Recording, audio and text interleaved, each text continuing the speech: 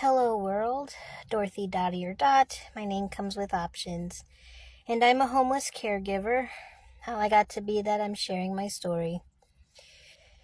So chapter 11 today. So where we last left off was episode 5 that my mom had. My mom had her 5th mental episode, and like the second and third one, it was pretty bad. I mean, not that the 4th one wasn't bad and the first one was bad, but I probably rank for myself, I probably say the 5th one was just as bad and almost a little bit worse than the second and third one, because of the fact that, like I said in last chapter, she hated me. She really hated me. She just screamed that she hated me so much. So that 5th episode was pretty bad. She did get Baker acted again, of course. So, and like the 3rd time, she was there for longer than the 72 hours. And this time when she was at the hospital, they did have like a court order date hearing, like a court hearing that I did have to go to. And I was more than like, yes, let's get something figured out. Like, I need help. Can I get some kind of help? That's what I was thinking, that maybe with this court hearing I could get help, that they would help me have some kind of solution to. But so when we have the court hearing at the hospital, I get to be in the room and everything, but they don't even actually tell me anything that's going on. They don't even actually include me in the conversation. I try to chime in and say stuff, but the guys in there kind of just look at me and then move on. They give me a brief glance when I ever do try to say something, but then they just continue. They don't even actually acknowledge me. So when I say that I've been taking care of by myself, I mean what little help that I have gotten, I haven't actually been included into it. So I don't even, even now, I still don't even know exactly what that court decided, because they didn't really tell me. They didn't actually discuss with me what was going on. They brought my mom in the room too for just a brief moment, very brief moment, not even there for a whole 5 minutes, way less than that. But they brought her in, and of course she was expressing. Now she had gotten rest at this point, but she still at this point was still actually hating me.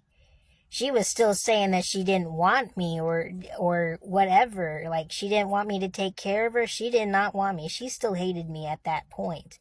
And she had been in the hospital for at least a couple of days at that point. So the really sad, unfortunate thing at that time, I was thinking that I wasn't going to be able to take care of her just because she didn't want me to.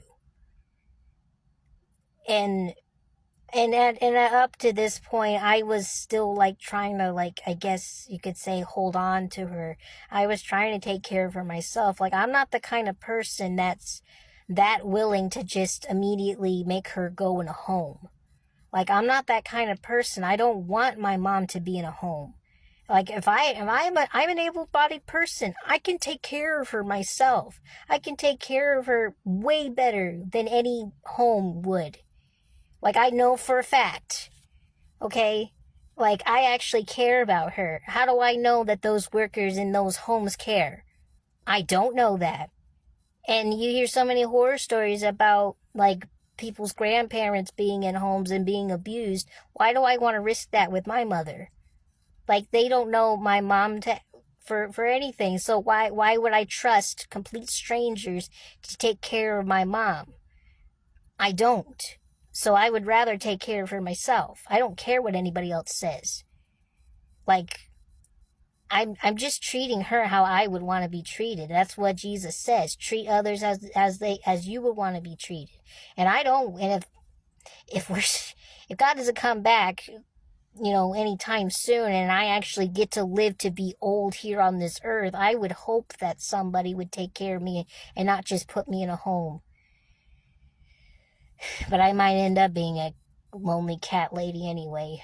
Not by choice, just because nobody's ever met me. But anyway, but yeah, I thought at this point that I wasn't going to get to take care of my mom myself. I thought that I was at the end of the road then, because I just didn't know what to do. So when I got home after the court hearing, because they dismissed me, they basically had the court meeting without me. Even though I was in the room, they didn't actually discuss anything with me. But they apparently decided on something and whatever, but so I went home, and after I got home, I went ahead and I made like a Facebook Live video. I made a lot of Facebook Live videos for my personal friends and family that also knew my mom, so that they could be in the loop about her and everything else. And as I'm making my Facebook Live video, one of my friends from college, she private messages me as I'm making the video. And she asks to talk to me once I'm done. So after I finish up the video, I talk to her, and she gives me some advice on of trying to see if I can get a job at a nursing home. So, because if I can get a job in a nursing home, sometimes she said that people might be able to like have like their person like stay there and work there at the same time. So that was an idea.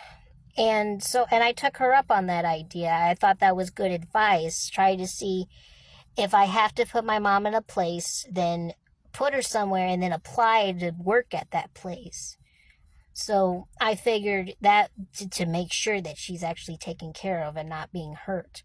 So I did that. I applied to everywhere I could in my area, and I did very quickly get a job at a place. I got a job at an assisted living facility, just a small group home of about 6 residents there, and I was able to get the job right before my mom was supposed to be released from the hospital, because she was there for a while. But I was finally able to get a job that my mom that would work with taking care of my mom. So I did that. And when mom and I was completely honest with like the owner of that house, and he hired me. He hired me even though I told him, "Hey, I don't actually have real trained professional experience in this field. I really don't. The only experience I have is from me taking care of my mom now from this accident." But he hired me. He hired me and gave me a chance. So I started working for him, and I had something so that way when mom got released, I would have work.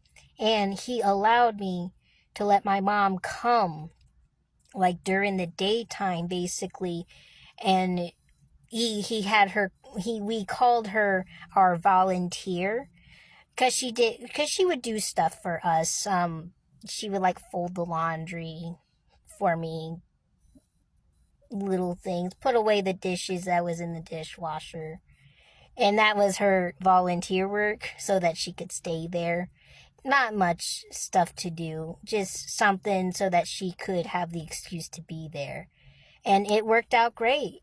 It worked out great, and I was able to get this car that I'm sitting in from that job. From that job, I was able to get this car that I'm sitting in, able to still keep it.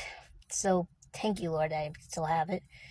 But yeah, that's what happened after the 5th episode. I didn't think I was going to get to take care of her, but when she was released, she was okay again. She was okay again, and I was able to take care of her again. So,